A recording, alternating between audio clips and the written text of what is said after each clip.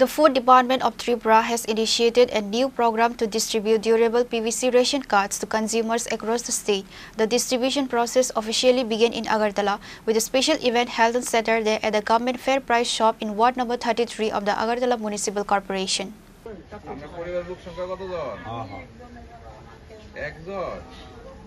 The event was attended by Corporator Abhijit Malik, Social Worker Dilip Kumar Deb, Ramesh Chandra Sarkar and other dignitaries. Corporator Malik explained that the initiative is part of a statewide effort to provide more durable and user-friendly ration cards to all consumers.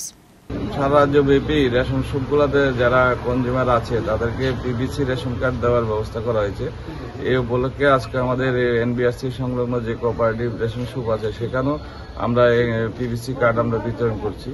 PVC card আসলে মূলত একটা plastic এবং টেকসই এবং তার মধ্যে একটা digital তথ্য আমরা থাকি এখানের মধ্যে এবং প্রত্যেক মাসে যিনি সামগ্রী নিচ্ছেন তা এখানে সম্পূর্ণ তথ্য বহন করে এই কার্ডটা এবং এইটা ওয়ান নেশন ওয়ান কার্ড এবং এই কার্ড ব্যবহার করে আমরা এই রেশন শপ ছাড়াও অন্য রেশন শপ থেকেও আমরা আমাদের সামগ্রী রেশন শপের সামগ্রী আমরা নিতে পারি এবং স্বচ্ছতা চলে এসেছে বলা যায়।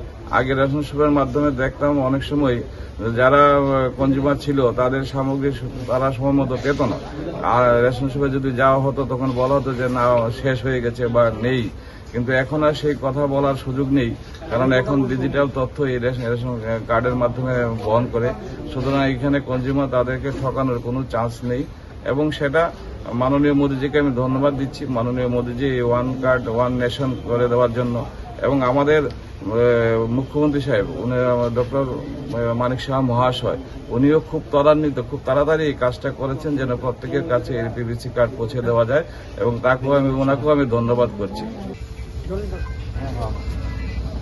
Reported by Pranav from Agartala, Chinikhara.